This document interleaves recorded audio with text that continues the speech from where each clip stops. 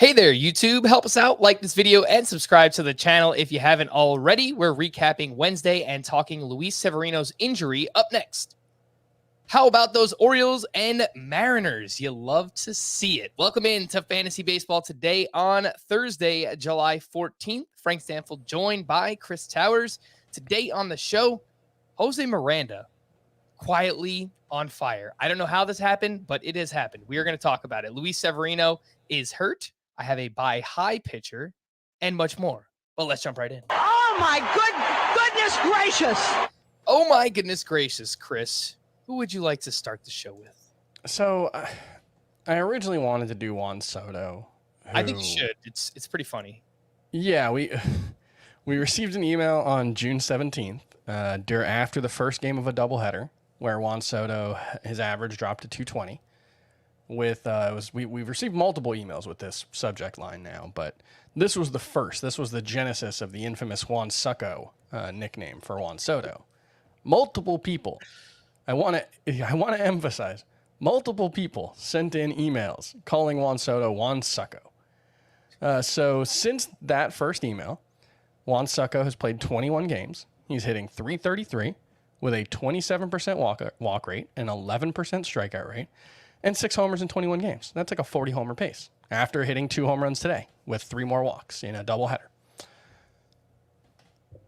Juan Sucko. That's the tweet. Chris, he sucks, man. What? How did this happen? Just patience, relax, guys. Obviously, we're being facetious. I get it. Look, your first round pick is not performing. You've talked about it quite a bit. It's a therapy session. I get it, but you send these emails in, and next thing you know, over the next month, things start to get going. This is baseball. It's a long season. I do want to point out the actual, oh my goodness gracious, player, Shohei Ohtani. It's just, what a ridiculous run that he's on. He had 12 strikeouts today in 6 innings, gave up 1 earned run on 4 hits to the Astros. He just got pulled, so his game is done. He had, 24 swings and misses in this one, 14 of them on his slider. His slider's been absolutely ridiculous. He's throwing it like 50% of the time lately. And let me find the numbers, because it's like, if he was doing this in a video game, you would think the video game was broken. Over the last 34 days, 0.45 ERA, 58 strikeouts, 11 walks, and 39 2/3 innings. And he's got a 997 OPS as a hitter. I mean, if he does this for the rest of the season, he's the MVP. And if they don't give him the MVP, then it's just because we don't want to give Shohei Ohtani the MVP. He's the most valuable player in baseball. He's the best player in baseball. And hey, the Angels are winning 7-1 right now, so they'll probably win today. And you don't want to count your Angels before they get their wings, but it seems pretty good. I'll bet, if it looked like I was looking at my phone the whole time while Chris was talking, that's true, because I was trying to find MVP odds to see what they've changed to in the American League, because we were talking beforehand, and Shohei Ohtani and Aaron Judge have basically flip-flopped over the past month. Aaron Judge going through his first extended slump of the season, his last 17 games, he's hitting 175, still has 3 homers and 3 steals during that time. So, kind of helps from a fantasy perspective, but in terms of the batting average and the OPS, it has dropped a little bit over the past month. And you just read off everything Ohtani's doing. It's kind of hard to argue. Yeah, I mean, he leads the American League in both wins above replacement on Baseball Reference and Fangraphs, and that was before tonight's start, which will probably add another, 4/10 of a win or whatever to his mark. So yeah, he's truly stupendous player. And you know what? Let's give him, you can get all of his stats in fantasy. I'm down with that. You only get a first round pick and not a second round pick. That's the only way to make it fair. Yeah. Third round. I remember there were fantasy football leagues that used to do that with, I was reading somewhere, someone was playing in a league where it was like during LaDainian Tomlinson when he was out averaging 470 points per season. That's why they created the third round reversal, Chris. It was because of LaDainian Tomlinson. And Wayne Gretzky in fantasy hockey in the 80s also. There were leagues where if you got the first pick, you didn't get a second round pick. I'm fine with that. Let's figure out a way to get Shohei Ohtani, all of his stats, but you forfeit your second round pick. Let's do that. I guess. I mean, it would still be worth it. There has to be some kind of stipulation. You're right. But I've argued this over and over again just because it was so frustrating last year. I had him in my most important league in the NFBC, and I didn't get any of his pitching stats. And it was so frustrating. Yeah. But I needed to leave him in as a hitter. And so I understand where people are coming from, where if you play in a weekly lineup league, you have to choose every week between hitter or pitcher. And it honestly is a travesty if you are just leaving these these pitching points or pitching stats on your bench. Especially because he's arguably, I mean, when he was coming into the majors, he was considered a better pitcher than a hitter. And right now, he's a better pitcher than a hitter. Mm-hmm. It's just for fantasy, because you're never going to get a 2-start week out of him. It's just hard for that to outmatch the hitting production that he gives you. But yeah, he's just outrageously good. You can't say enough good things about him. And look, having him on your fantasy team wouldn't guarantee that you win. Just look at the Angels. You're right about that. I mean, if there was ever, if there was ever a way to prove that baseball is a team sport, just look at the Los Angeles Angels. Let us know in the comments or email us in if this is the way to fix the Ohtani problem, right? Like, you get all of his stats, but you just don't get a second round pick. I don't know if that's the right answer. We might be onto something, but we've got to fix this because this has gone on for too long. You need to get all of the stats all of the time. Oh my goodness gracious for me. Someone, not nearly as proven as Shohei Ohtani. Jose Miranda, talked about in the beginning, goes 3 for 5, caps off his day with a 3-run walk-off homer off of Josh Hader, one of the best closers in the game, arguably the best.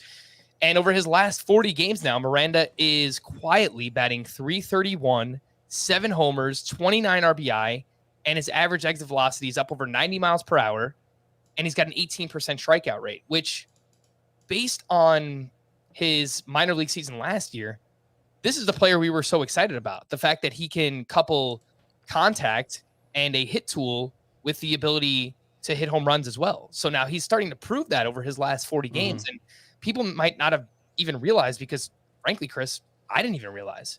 And, he's only 29% rostered, so he's widely available. What do you think about Jose Miranda? Do you think he's a must-add with what he's doing? He's not playing every day, right?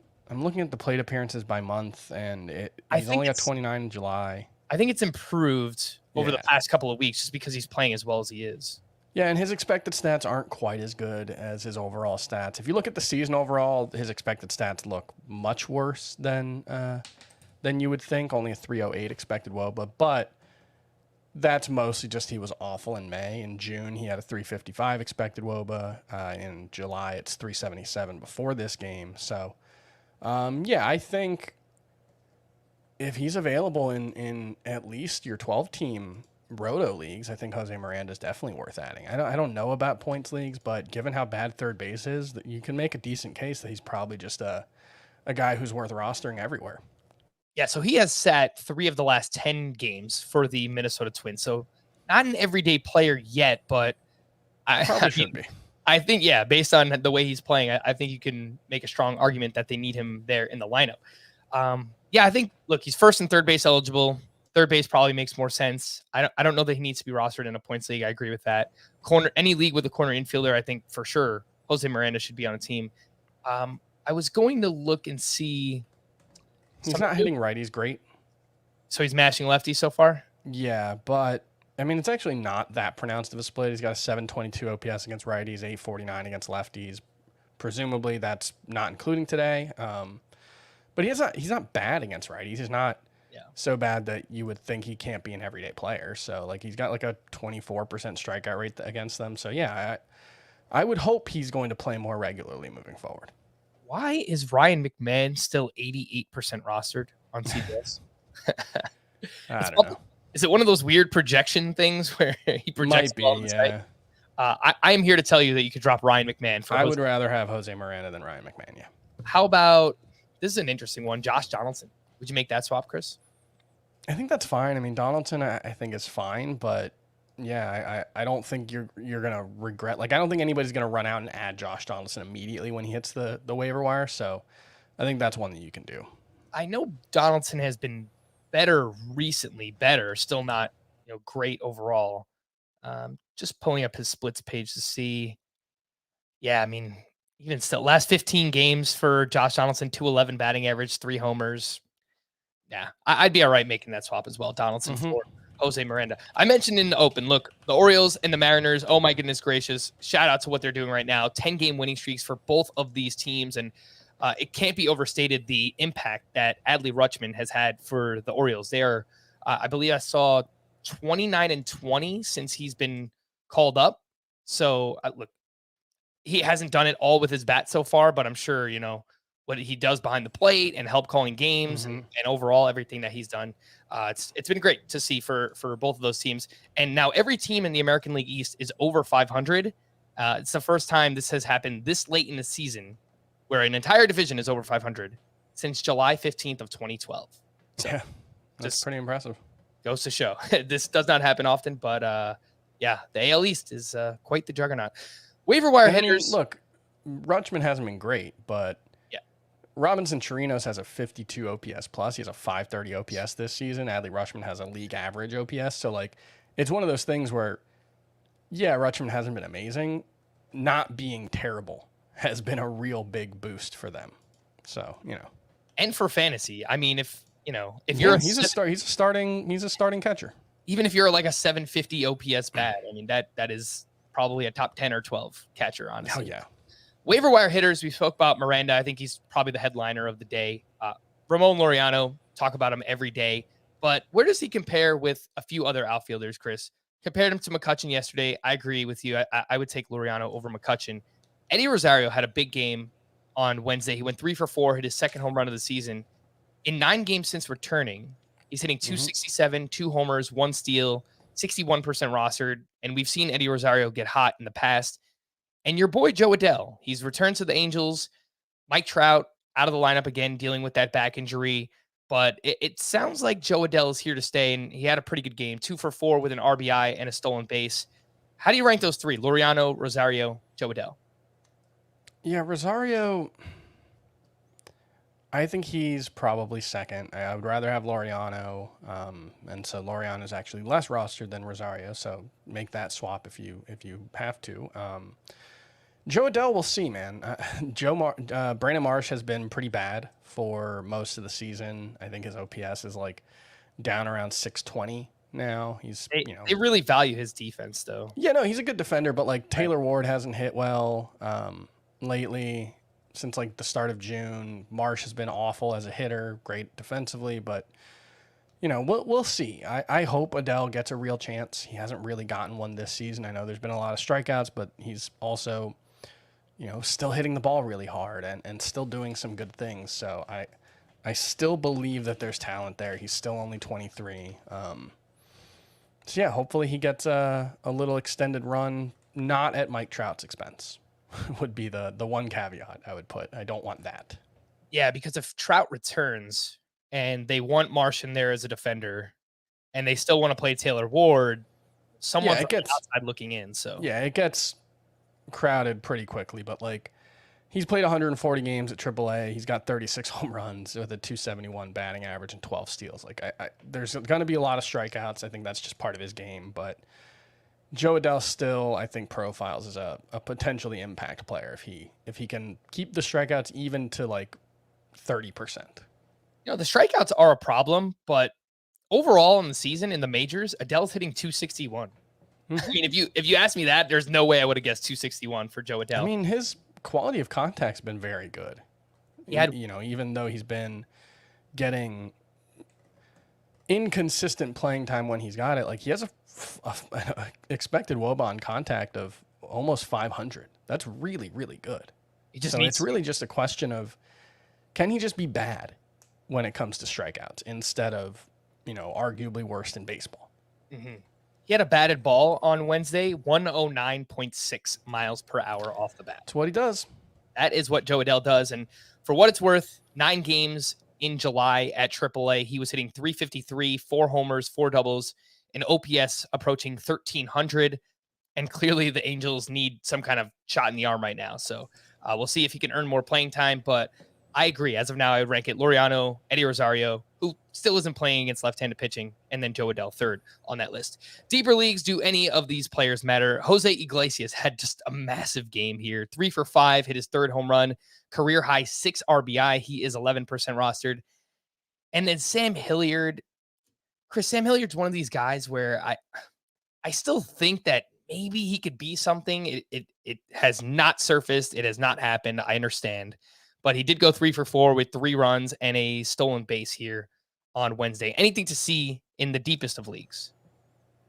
With Iglesias, no. He doesn't, like, he's right now, he's just an empty batting average source. He's hitting 295, but he's giving you nothing else at all. So, no, I don't think there's anything there.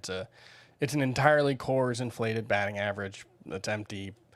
Hilliard, maybe, but he needs to start playing more. And until that happens, I don't think so. And he hasn't exactly earned playing time, so hard to recommend him. I think he's just. It stinks that the Rockies are so bad, and there are so few opportunities to take advantage of Coors Field right now because you have like CJ Cron. That's kind of it in terms of like guys that you're excited to start on the Colorado Rockies, which is. No, Blackman. Blackman's been very good. Oh, Blackman. Sorry, Blackman as well. Although even like he's got a 798 OPS, so it's not like he's been like a world beater.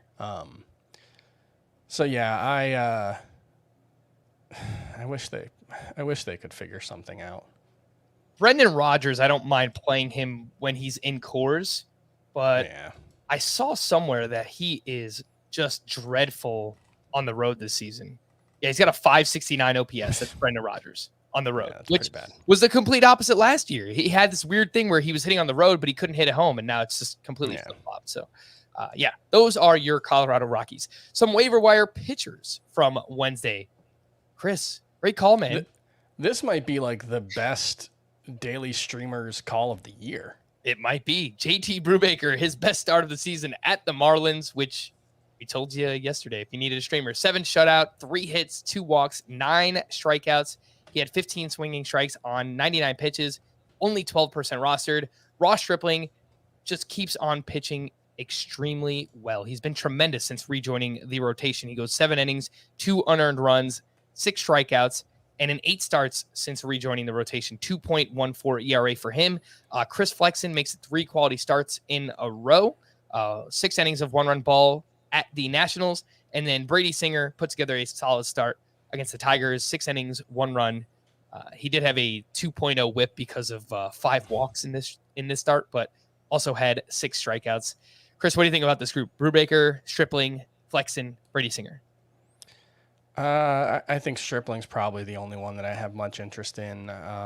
Flexen, I think he's just a streamer, and Brubaker, I think the Pirates are done playing the Marlins, so he's just a guy. I think him and Chris Flexen are both jaggy. Brubaker does get a decent amount of strikeouts, more than you would think, over a strikeout per 9, but he doesn't limit damage enough, and he gives up too many walks to really be much more than an average pitcher. So, 2-start guy when he's got good matchups. I think JT Brubaker has some intrigue there, but Singer might be the toughest to figure out on this list because I do think there's some talent there, and there are some interesting underlying skills involved. His expected stats, like his xFIP and his xERA, are better than his ERA. He does have very good control. He gets hit a little too hard is really the problem with Singer. He's got a 406 expected WOBA on contact so far this year.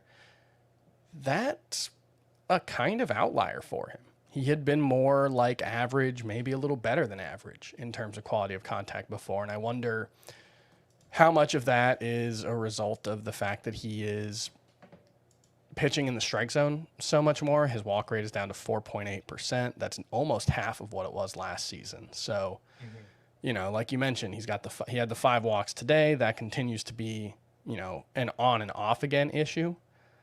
But I think there's not nothing there with Brady Singer. I'm not necessarily rushing out to add him, but I'll keep an eye on him. Mm-hmm. His ERA is at 4.02. His xFIP is 3.52. So the underlying numbers kind of like Singer, what he's done so far this year. He's got a 48% ground ball rate as well. The problem, he's a 2-pitch pitcher, and it's sinker slider. I think his slider is pretty good, but you can really only succeed as a 2-pitch pitcher when you're like Dylan Cease, right? Or Spencer Strider, when you have a ridiculous fastball and also a ridiculous slider. It's kind of hard to make it work outside of that. So I do agree. Ross Stripling, I just want to give him the credit that he deserves. He's been really, really good and limiting the walks, and he's changed his pitch mix this year. Less four-seam fastballs. His fastball's not great. You watch it. It's very straight. He doesn't throw it very hard. And he's throwing more sliders and changeups, which has been a recipe for success. So I do like Ross Stripling quite a bit. He is my favorite on this list as well. In deeper leagues, Spencer Watkins has been very good over his last 4 starts. He's only allowed 3 earned runs total during that span. He was at the Cubs on Wednesday, 5 innings, 1 run, 5 strikeouts, and he leaned very heavily into the cutter in this one. And he does have a pitch mix change this year. He's throwing a slider 18% of the time, something he did not throw at all last year. So the ERA is down below 4. Underlying numbers don't really like him. But in deeper leagues, Chris, any love for Spencer Watkins? I think even in AL only, he's pretty fringy. He just does not get any strikeouts. His strikeout rate this season is 13%. So it's hard to be effective there. Yeah. Well, when you have that Adley Rutschman catching you and that fantastic Orioles defense behind you, anything is possible. The way that team is playing right now. And that deep left field might be the most useful thing about it. Honestly, it really does help. We're adding pitchers, we're adding hitters. What about the drop-o-meter? Some players to drop right now. The struggles continue for Tarik Skubal. This time he was at the Royals. He gives up 5 runs, 4 of those earned, over 6 innings pitched, 5 strikeouts to 0 walks. The issue recently had been that he was giving up a lot of walks and home runs. Neither of those were an issue in this start, and he still wasn't good. The velocity was actually up on both the sinker and the fastball in this start, but overall, it's been a rough go. Really the last 7 starts for Tarik Skubal. He's still 87% rostered. Chris, where is Skubal on the drop-o-meter, 1 to 10? I think it's probably like a 3 or a 4. I'm not rushing out to drop him, but I'm not saying you have to hold on to him.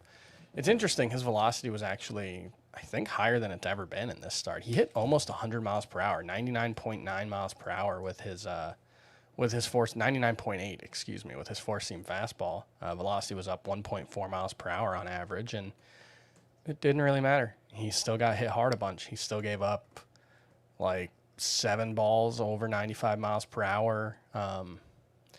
But like I still think there's skills here, and I'm really struggling with Tarik Skubal because he was showing real improvement early on. The strikeout rate was pretty good, but the walk rate was much improved, and he was doing a really good job of limiting hard contact in the way he didn't last year. And that has not been the case. His fastballs especially have been really hittable lately, and so I don't know. I think he's a really talented player with some really, really difficult flaws, and I don't want to give up on him yet. But I get it if you don't want to stick with him. I can't exactly disagree with that. I assume you're not dropping him for Ross Stripling. No, I'd rather have Tarik Skubal than Ross Stripling, especially like right now when you don't have to make a decision on their next start until 10 days from now or whatever it is. So it would be one thing if like you had to decide, am I starting Tarik Skubal in 5 days or Ross Stripling? But you don't really have to make that decision for, probably 10 days, a week at least. So I would wait. Somebody on Twitter asked me if I would drop Skubal for Jon Gray, and that one. I mean, Jon Gray could have very well been a, oh my goodness gracious, player today. He had 7 shutout innings, 9 strikeouts himself. So, that one would be easier to justify. I think I might drop Skubal for Jon Gray.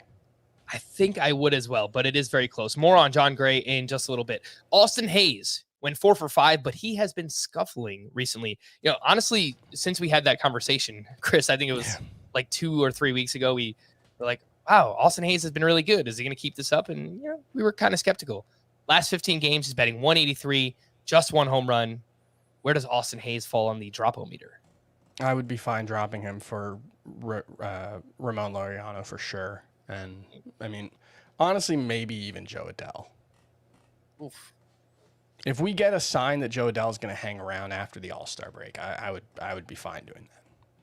Yeah, I don't think I would do it for Adell. I think I could get behind you on Ramon Laureano. Laureano, I think, is an easy call.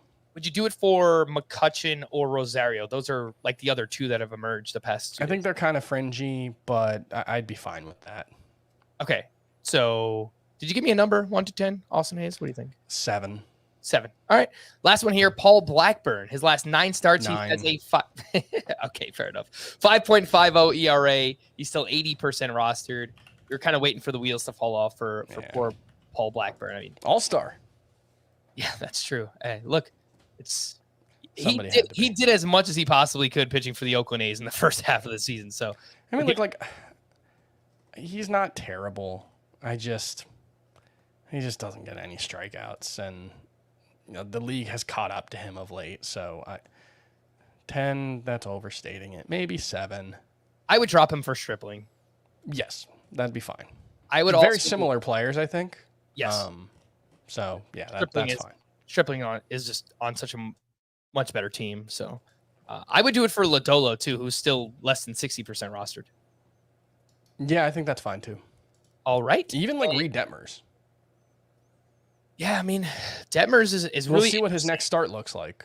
Well, it's actually, by the time you're listening to this on Thursday, he's making his next start on Thursday against the Astros. Yeah. So it's a really tough matchup. But I mean, if he shows us anything there, throwing this harder slider in his most recent start, it was very, very optimistic for Reed Detmers. We'll see if he can carry it over. Jon Gray. I mentioned I wanted to get into him and that I had a buy high pitcher. Jon Gray is that pitcher. He gets back on track after 2 subpar outings. Obviously, facing this Oakland A's lineup will help. 7 shutout. He allows 1 base runner, 1 hit, 0 walks, 9 strikeouts, 16 swinging strikes on 95 pitches. All 16 of them came on his slider. 36% CSW overall in the start. And he threw his slider a season high 48% of the time in the start. And I like that, Chris. I think we all like that, right? Throw your better pitches more, your not so great pitches less. And that's what he did here. And I'm going to be curious to see if he does that even more moving forward, like around a 50% slider usage rate for Jon Gray. It might even unlock another level. His ERA is 3.71. His underlying numbers are much better, well over a strikeout per inning. He's 84% rostered, could still be out there in some 10-team leagues. And look, I even got a question about adding him, so could be out there. But even still, I would be looking to buy high, Chris, if I can, in a trade, in a deeper league, whatever it might be. I really like what Jon Gray has done with the Texas Rangers. Yeah, I think he's in the top 50 starting pitchers now, rest of season. So should be rostered everywhere, any format. And yeah, I'm believing it. It really, makes you wish he had gotten out of Coors Field early on in his career when he was, arguably, I think he's still very talented, but, when he was throwing harder and had, more potential to grow. And I'm happy with what we're seeing. That slider is an outrageously good pitch. It's kind of his only standout pitch.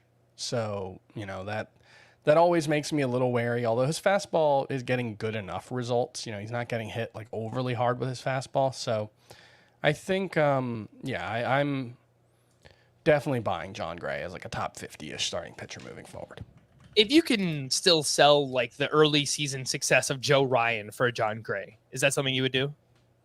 Yes, absolutely. I'm looking at the rankings now. I had already moved Jon Gray into the top 50.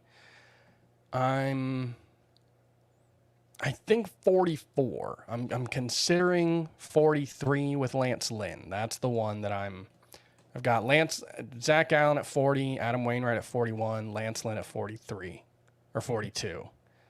And I think I'm going to move Lance Lynn below Jacob deGrom and Jon Gray.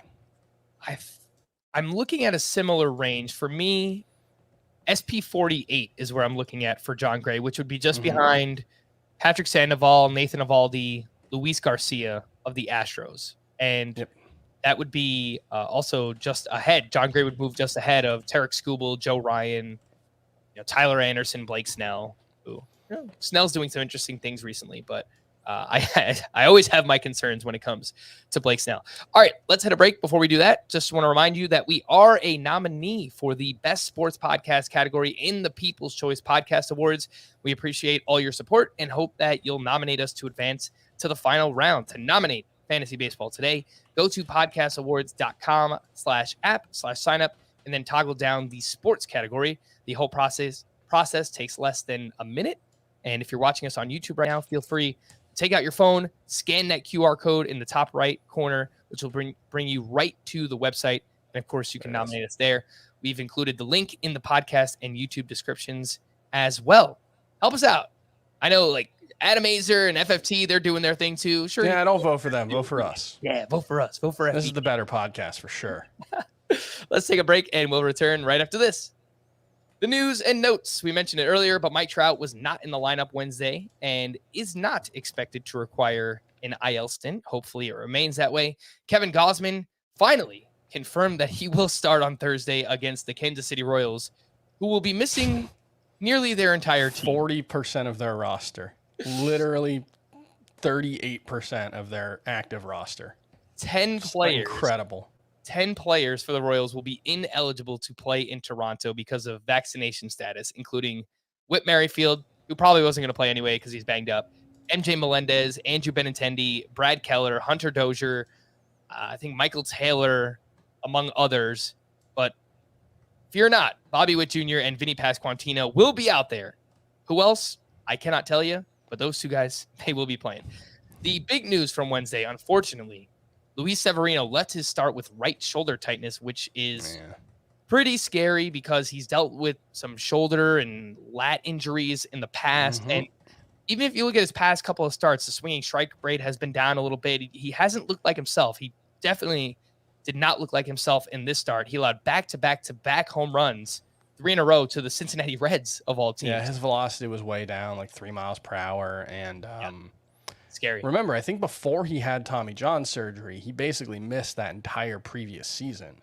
I think it was the 2020 season. He missed that entire season because of the shoulder injury, if I'm remembering correctly. I think the timeline is reversed, Chris. I think he had Tommy John. He had Tommy John and then the surgery. And trying to come back, and then he kind of ramped up too quickly, and he hurt his shoulder, and then he tried to ramp up again, and he hurt his lat muscle, and yeah, it was an entire mess, which it sucks because he's having this awesome bounce back season, and he's been performing like a top 20 starting pitcher. So probably going to have to drop him down the rankings quite a bit. We don't have any further news yet, but I would imagine he's going to land on the IL. Doesn't seem good. Yeah. Maybe the Yankees go out and this kind of pushes them to make a trade. Luis Castillo, Montas is hurt right now too. So I don't know about that, but I just did want to bring up a name, Chris, to watch. Domingo Germán. I know he's been, in and out of the rotation the past couple of years, but he's flashed some upside in the past, and he's on a rehab assignment right now. He's made 4 starts in the minors. He's got a 0.63 ERA, a 0.43 whip down there right now, and he's only 12% rostered. So do you have any interest in Domingo Germán? He's a name to watch for sure, but I think he's pretty... maybe this is unfair because at least one of them pitches for the Yankees, but I feel like he's pretty JT Brubaker-y.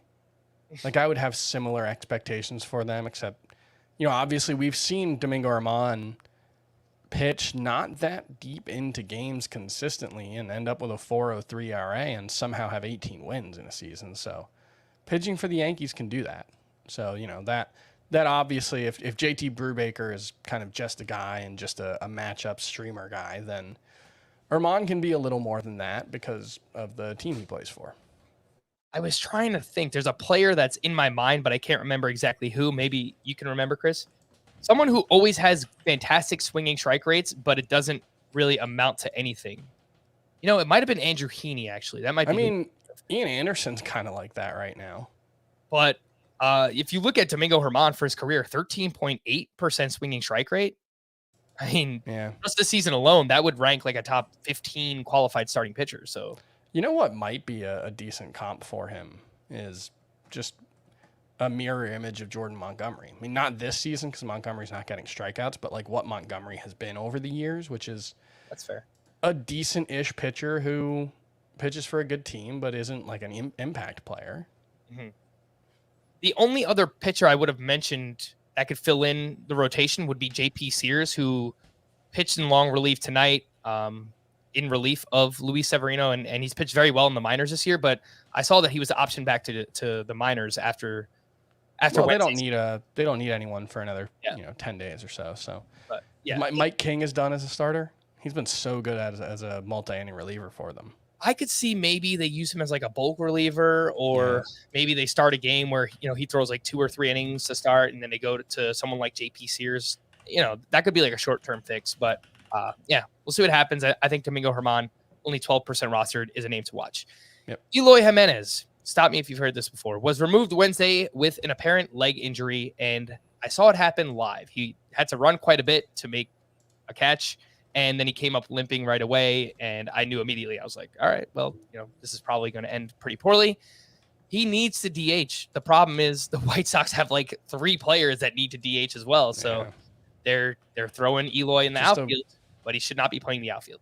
Yeah, just a weird, poorly constructed roster that I think is probably going to have to get reshuffled at some point this offseason. Do you see this rivalry on Twitter, Chris, between like Jon Heyman and Tony La Russa and Ozzie Guillen? Ozzie Guillen, yeah. I don't know what's going to happen between it. Yeah, it's like I think Ozzie Guillen called Tony La Russa a glorified Rick Renteria. Ozzie Guillen, Jon Heyman referred. He called Ozzie Guillen out for a comment he made about Tony La Russa. Yeah, I think he said he's like a glorified Rich Renteria. And they've had a back and forth, which interesting stuff. Very interesting to say the least. I've got to stop coming on here every preseason and picking the White Sox to win the World Series because what's happened to them this year is what I thought was going to happen to them last year when I picked against them and got a bunch of White Sox fans mad at me because it's a weirdly constructed roster that just doesn't have any depth. They've just done it's just like they've got like 10 guys, like 9 guys, and they're like, all right, that's it. Let's hope nothing bad happens, or else Adam Engel is going to have to play every day. And so it's like, I like the team. I like the guys on the team, and I hope they can figure something out. But yeah, it seems like they've got a 35-year-old Jose Abreu who has to play first base every day because they just can't play him at DH. By the way, Jose Abreu, I saw this earlier. Awesome. His last 30 games, he's batting nearly 400, which is just awesome. The power hasn't been there. RBI total is surprisingly low because Jose Abreu is usually great at driving runners in, but maybe people just haven't been on ahead of him. The Red Sox are hoping Trevor Story will be able to return at some point this weekend against the Yankees. He's dealing with a bruised hand after getting hit by a pitch. I believe that happened on Monday or Tuesday. Frankie Montas will not pitch against the Astros this weekend and will instead throw 2 side sessions before rejoining the A's rotation post All-Star break. Yeah, that was per his request, I believe. It was originally announced he was going to join the rotation, and then he said he'd rather throw a couple side sessions before doing that. So yeah, rest up, get healthy. Yeah, start the first series out of the break, and make one start and then get traded.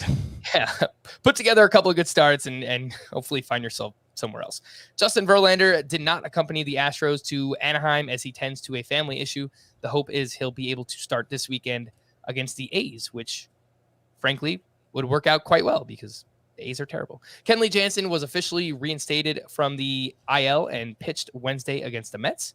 Joe Barlow was placed on the IL with a blister, which just further entrenches Brett Martin as the team's closer.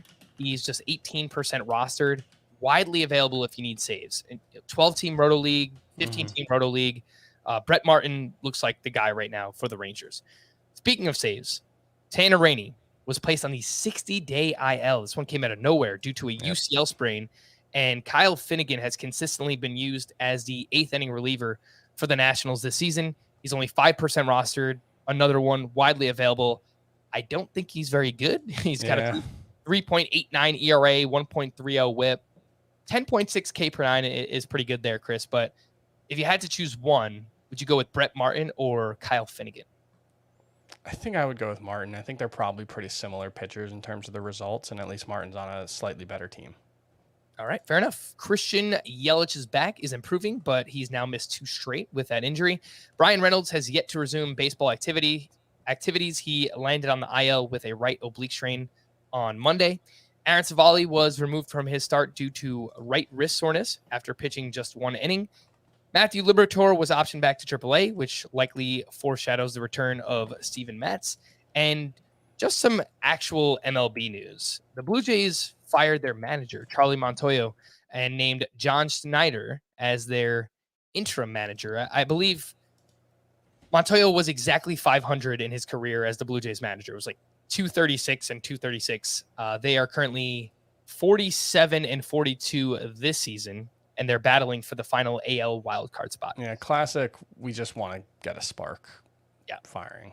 And the home run derby field is nearly set, and it's pretty loaded. This is awesome. Pete Alonso, Juan Soto, Ronald Acuna, Albert Pujols, which I just find hilarious, Kyle Schwarber, Jose Ramirez, and rookie phenom Julio Rodriguez. 1 spot left. Chris, are you throwing your name in the hat?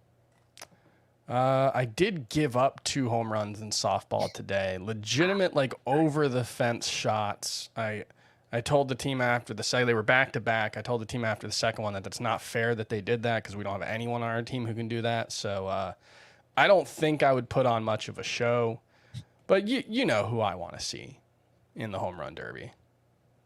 Giancarlo. Yeah. Let's get one more. He still hits the ball harder than ever. His home run derby in Minneapolis was one of the most fun ones of the last decade. That one was great. Yeah. There were some rumors too that he was considering it, so we'll see. Also, was part of my favorite home run derby moment ever when he fed Justin Bohr a donut during his epic battle against Aaron Judge back in like 2018. So that's where I thought you were going when you said. I mean, let's bring Justin Bohr back. Oh no, I thought you were going pure beef here, like someone. Look, Alejandro Kirk doesn't fit the molds of a home run derby participant, but I mean, Rowdy, yeah. Rowdy Tellez would be. I'd be down for Rowdy Tellez, yeah. Dan Vogelbach. I saw someone approach O'Neal Cruz and ask if he would do it, and he was like, I would, but no one asked me to do it. Oh, man, that would be pretty fun. That would be fun. Maybe next year or the year after. By the way, Justin Bohr has a 982 OPS this year in the Mexican League. I thought you were going to say shouts to a legend. 982 OPS in his career in the home run derby, which did he ever do it? Probably not. No, he did.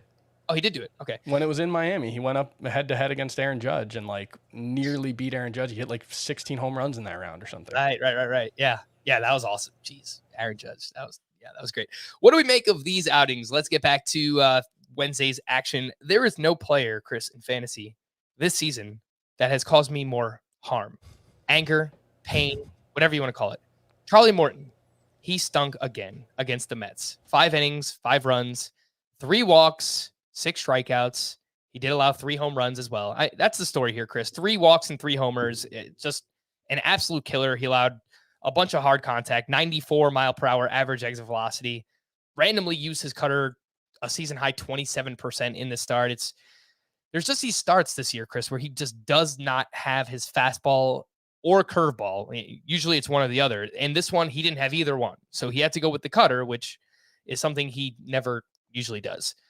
I will point out his previous 5 starts were very good. 1.60 ERA, 0.77 whip, 42 strikeouts to 8 walks, 12.8% swinging strike rate. But that's what makes it so frustrating is that we know what he's capable of, Chris, but we still are getting these clunkers. Yeah, I don't know. I feel like he's still pretty solid. I don't want to overreact to the 1 start given how good he'd been recently and how much he had turned the corner. So I think it's like, if it wasn't for the first couple of months and how frustrating that was, we would just write this off as just a bad start, which happens even for very good pitchers. So I think Charlie Morton's a very good pitcher, and my assumption is this is just one bad start. So hopefully he can shake it off, and I'm not too concerned moving forward.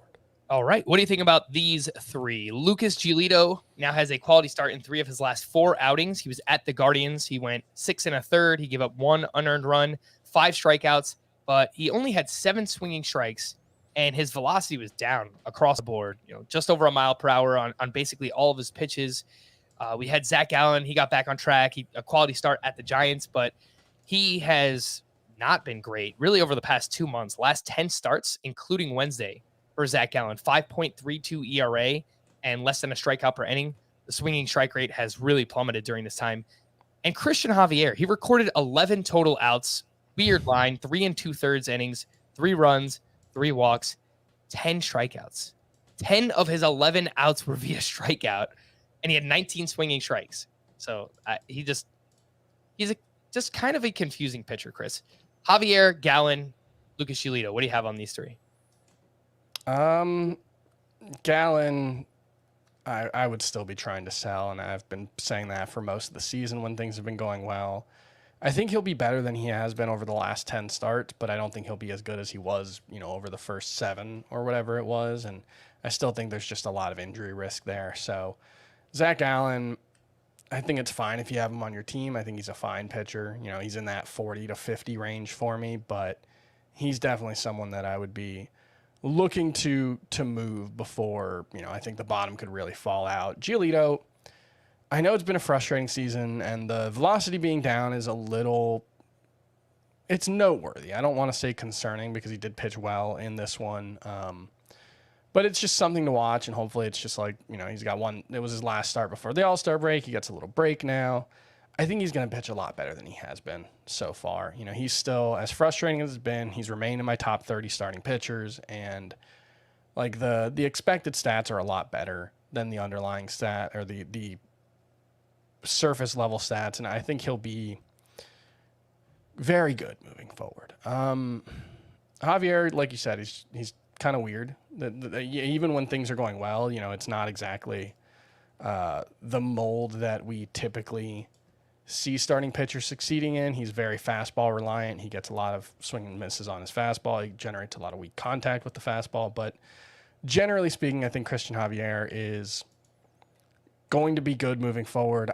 I do wonder, is there any reason to be worried about innings with him? He threw 101 last season. He's up to like 81 at the All-Star break. So, I think he's probably okay. You could project him for another 50 innings, but he's never going to be someone who consistently goes deep into games. And I think you have to understand that about him, even, in spite of the 2 7-inning starts he recently had. I said this recently about Javier. I think he's going to be a good strikeout pitcher, but it's going to come with inconsistency because he does struggle with control and he allows a lot of fly balls. So those 2 things combined, I mean, you're just going to be prone to giving up home runs with runners on base. Yeah. And, obviously that's going to affect your pitching line, but it's also going to affect how deep you can go into your starts, which is basically Christian Javier in a nutshell. Would you be looking to sell high on Javier right now, Chris? No, I don't think so. I don't really think people are going to give a ton up for him. Especially, maybe a couple starts ago when he had the no-hitter and the other 7-inning start. But I think, coming off these last 2 starts, there's probably a lack of enthusiasm there. All right. Buy or sell these recent hot stretches for hitters. Jesse Winker returned from his suspension with a bang. He hit 2 home runs across the doubleheader. And hopefully this is something that, can further get him going. But over his last 15 games, he's been pretty good. 302 batting average, 4 homers, 11 RBI. Chris, buy or sell Jesse Winker?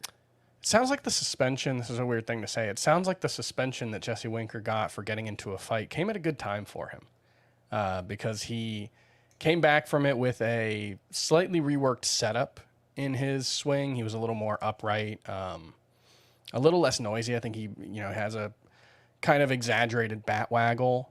Typically, I don't think he had that today. So, he talked about, I think, needing some time off and getting his swing right. And spoiler alert, I guess, for next week's podcast, which we recorded today, but we did mention Jesse Winker as someone to potentially buy low as a second half breakout. So this was a good sign that will be out of date by the time you hear it. Yes, indeed. Javier Baez went 2 for 4 with an RBI his last 30 games. .252 batting average, 6 homers, 2 steals, and .809 OPS.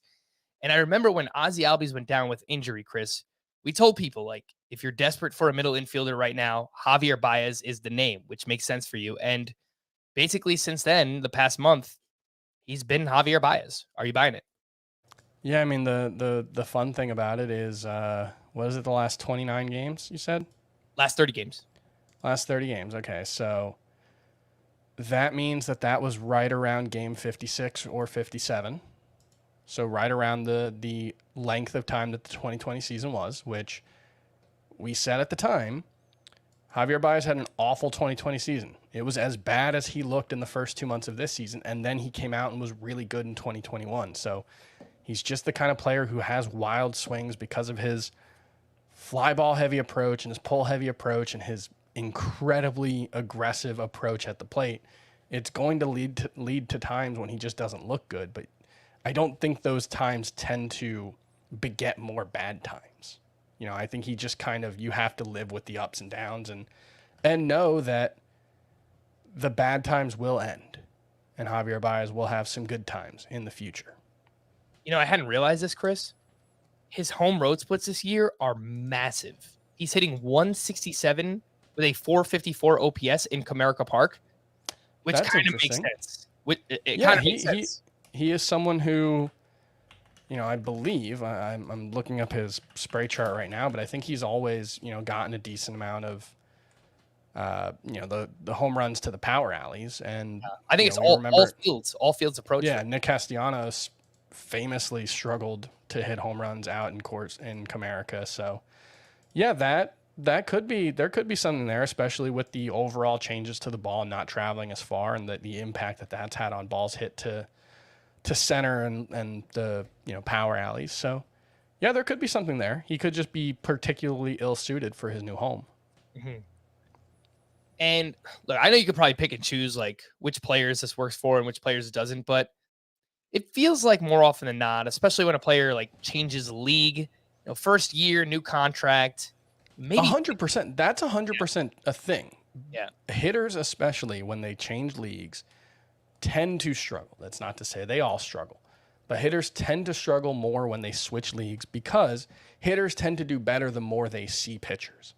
And when you switch leagues, you're seeing a different group of pitchers. You know, obviously there's interleague play, but you generally see different pitchers. And so that's actually a thing. There have been studies that have shown that. So basically we're going to be drafting Javier Baez next year, depending on. I think so. In the second half. Marcus Semien went 0 for 3 with a walk, but he picked up 2 more steals. He now has 16 on the season, which is a career high already. We're not even at the All-Star break yet. He's on pace for 28 steals over 150 games. Chris, are you buying the speed in particular for Marcus Semien? Well, he's already done it. You know, I'm buying the 16 steals that he already has. I don't know if he'll keep running because, you know, one thing that you'll often see is when players are hitting well, they'll stop running. When they're not hitting so well, they start running. It's kind of been the opposite for Semien. He's actually been running a lot since he started hitting well, although he had 6 steals through the first 2 months, so he was on a pretty good pace already. But yeah, the fact that he's still running while hitting well, I think that's a pretty good sign that, you know, for whatever reason, the Rangers are letting him run. All right, the last one here, Ahmed Rosario, not as, you know, highly regarded as the other hitters we mentioned, but he went 2 for 4. Now has 3 straight multi-hit games. He got off to a slow start this season, but since May 9th, this is a pretty big sample size, 57 games. He's hitting .320 with 4 homers, 8 steals. That's not tremendous, but it's pretty good. That's a 10 homer, 21 steal pace, over 300 batting average. He's 77% roster, Chris. He, you know, could be out there in some shallow leagues. You might be able to just buy him in like deeper category leagues just because people probably don't trust how good he's been, but he's been very good. You know, Amin Rosario, this is obviously not everyone can just do this, but he's the kind of guy who, like, I wish he wasn't trying to slap at the ball so much because I think he's a better hitter than he gives himself credit for, if that makes sense. Like, he's such an aggressive hitter and he's just trying to put the bat on the ball, but he actually, like, has a 73rd percentile max exit velocity and like routinely has max exit velos in the 111 to 110 mile per hour range, which is above average. And then his average exit velocities are typically pretty middling to poor. And so I think there's a better hitter there waiting to be unlocked. But the speed is elite, and the Guardians are letting him run more. So I think he's fine. You know, I don't know if anybody's buying him in a way that makes him worth trading. So I think he's just, you can kind of keep him around. All right, let's wrap up with some leftovers. Pitching first, the good Shane O'Mac. Here comes the money. Here we go. Here comes the money. Shane McClanahan makes it 12 straight quality starts, 6 1/3, 1 run, 6 strikeouts against the Boston Red Sox. He had 18 swinging strikes on 85 pitches, and he is now on pace for 197 innings pitched. I don't know what is going to happen, but I will take the under. I do not think that Shane McClanahan will get there. And Chris Bassett has turned in 5 straight quality starts, 6 innings, 1 run, 6 strikeouts at the Braves. He had 17 swinging strikes and lowers the ERA to 3.79 in 5 starts since allowing 7 runs to the Padres back in June. He's got a 2.44 ERA during that stretch. Chris, anything on Shane O'Mac and Bassett? Shane McClanahan's really good. He's very good. He might be a sell high candidate just because, like you said, I think there's probably going to be some kind of innings restriction at some point. I don't think they're going to shut him down, obviously, but like there could be more starts like this where he could have gone another inning and they pulled him at 85 pitches. We've talked about how I think he's only hit 100 innings or 100 pitches once. He's thrown like 94 or fewer innings in all but 2 or 3 of his starts. So there could be more situations like that where he, makes it to 85 or 90 pitches and gets pulled when, some other pitchers might have been able to go deeper. And if he doesn't pitch quite as well as he has, if he doesn't have a 1.71 ERA with even peripherals that mostly match it, he probably won't be able to pitch as deep into games, and there might be some 5-inning starts, and he'll be a little less valuable. You'll only get 9 strikeouts out of him or whatever it is, but he's awesome. He's a freakishly good pitcher. That is fair. The bad pitchers from Wednesday. Tony Gonsolin got knocked around a bit. He gave up 5 runs over 5 innings pitched. I say bad, but he had 17 swinging strikes, so I actually was pretty encouraged in this start in terms of whiffs for Tony Gonsolin. And there's just going to be natural regression. He's not going to pitch to a 2 ERA all season. And Joe Musgrove struggled in Coors Field, 5 innings, 9 hits, 5 runs, 4 strikeouts. Yeah. Anything, Chris, on these two? No, I like you said, I think there's just Gonsolin's pitching a little over his head. I think he's really good. But, regression happens. Yes. We had the good, we had the bad. How about the ugly? Josiah Gray, unfortunately, 5 innings, 5 runs. Did have 7 strikeouts, but 3 walks and 3 homers. I mean, when it goes bad for Josiah Gray, this is how it looks. Yeah, and I think he used his fastball a bunch in this start, didn't he? Yeah, 38%. It was higher usage rate earlier in the start. So it's possible that he just didn't have the feel for the slider and curveball, and his fastball's a problem. And he's a much better pitcher when he's able to avoid it and use it sparingly and pick and choose his spots. So these kinds of starts are going to happen, and it's going to make his overall numbers look worse than I think the actual experience of having Josiah Gray will be. I think he'll be good more often than not.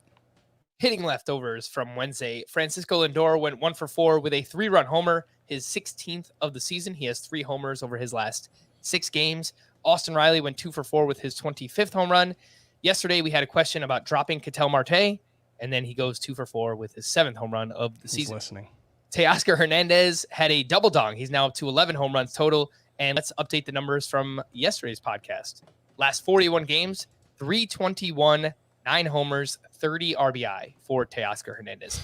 Vladimir Guerrero Jr. went 1 for 3 with his 20th homer. Chris, did you see this home run? Yeah, it was silly. It was like a spitting image of his father. It was crazy. Yeah. Vladimir Guerrero Jr. just flicked his bat out, a ball below the zone, off of Zach Wheeler, by the way, no big deal.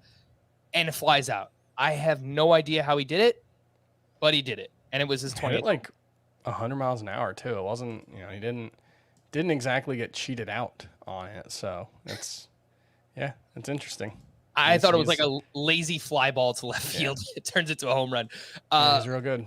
Luis Robert went 3 for 4, back-to-back 3-hit games. He's now batting .296 on the season. Cedric Mullins went 2 for 4 with a walk and a run scored. Since the start of June, 37 games, he's hitting .301 with 2 homers, 14 doubles, and 7 steals. Freddie Freeman went 3 for 3 with a double and a walk. He is now 11 for 15 over his last 3 games. 11 for 15. Aaron Judge, we mentioned earlier, he's going through an extended slump, his first of the season. The call to the bullpen. All right, I always have to take a breath, breathe a little bit, because there's a lot of bullpen things going on. Yeah, a lot of stuff. For the Mariners, Paul Sewald recorded the final out in Game 1 of the doubleheader, picked up his 11th save, and then in Game 2, he gave up a run, but did pick up his 12th save of the season. 64% rostered is Paul Sewald if you need saves. Should be more rostered than that. For the Brewers, guy. Josh Hader entered in the 9th inning in a tie game, does not record an out. He gave up that 3-run walk-off homer to Jose Miranda. For the Royals, Scott Barlow struck out 2 for his 15th save. For the Diamondbacks, Mark Melancon enters in a tie game. He gives up a walk, 3 hits, and a run. He takes his 8th loss of the season. His ERA over 5. It feels like his ERA should be higher, Chris. Mark Melancon. I don't know. Like, how is it only 5.28? I get that, like, Joe Mantiply, there are reasons to be skeptical of what he's doing and whether he can continue to do it, but, like, I don't know. Give him a chance, right? Did he finally walked a batter, I think? Yeah. I think he hadn't walked anyone all year until, like, a few days ago. I've noticed it's happened this week. It's like first-time All-Stars get named as relievers, and they just struggle out of nowhere. Like Clay Holmes had his worst outing yesterday, and then Joe Mantiply walked a couple batters yesterday.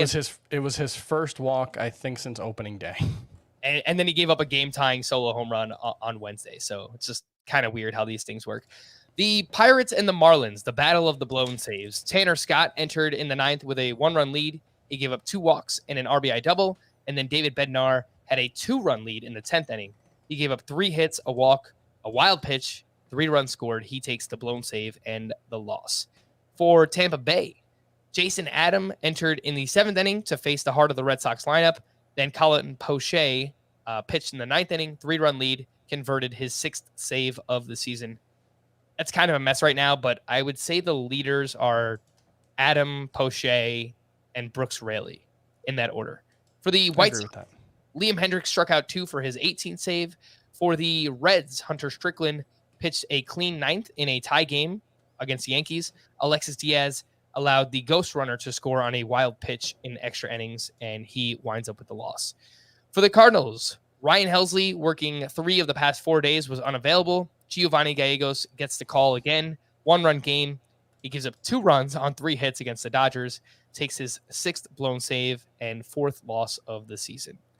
Speaking of the Dodgers, Craig Kimbrell, he pitched in the 8th inning with the team down by 1 run at the time. So I guess that would be normal usage if you're losing, right, Chris? And you're the away team?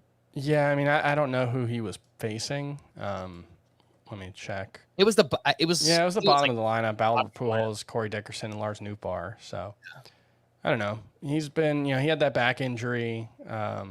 So, maybe it was get him some work in an easy situation that was also, important, relatively speaking. Yeah. And then Garrett Richards recorded 1 out for his, for the Rangers, rather. Garrett Richards recorded an out for his first save. Brett Martin worked 4 of the past 5 days. They've used him a ton recently. It was Evan Phillips who picked up the save for the Dodgers once they took the lead off of Giovanni Gallegos. To stream or not to stream, we'll start with Thursday. Chris, let's see if you can keep it going. Who will be JT Brubaker on Thursday? Will it be Zach Thompson at the Marlins in a revenge game? Braxton Garrett versus the Pirates, Cutter Crawford at the Rays, Johnny Cueto at the Twins, Keegan Thompson versus the Mets, Marco Gonzalez at the Rangers, and Reed Detmers versus the Astros. You are muted. Yeah, Zach Thompson has 1 good pitch, so he could be good against the Marlins. I think both Braxton Garrett and Zach Thompson could be good in this one. Marco Gonzalez, obviously, we don't know how he's doing it, but he continues to pitch well. So, we'll see if he continues to do that. But yeah, I think both sides of Miami-Pittsburgh could be good. Again, actually, they were both pretty good today. I am starting Braxton Garrett in at least one 15-team Roto League. So I hope it works. He's been decent lately. On Friday, we have Kyle Gibson at the Marlins. Stream everyone at the Marlins. Tyler Wells at the Rays. Devin Smeltzer versus the White Sox. Cole Irvin at the Astros. And Andre Palante versus the Reds. Yeah, I don't know if any of Jorge Soler, Jazz Chisholm, or Garrett Cooper will be back by Friday, but if they're not, Kyle Gibson. The Marlins are just a truly, truly terrible lineup right now. Yeah, let's do it. We're going to wrap there. For Chris, I am Frank. Thank you all for listening and watching Fantasy Baseball today. We'll be back again tomorrow. Bye-bye.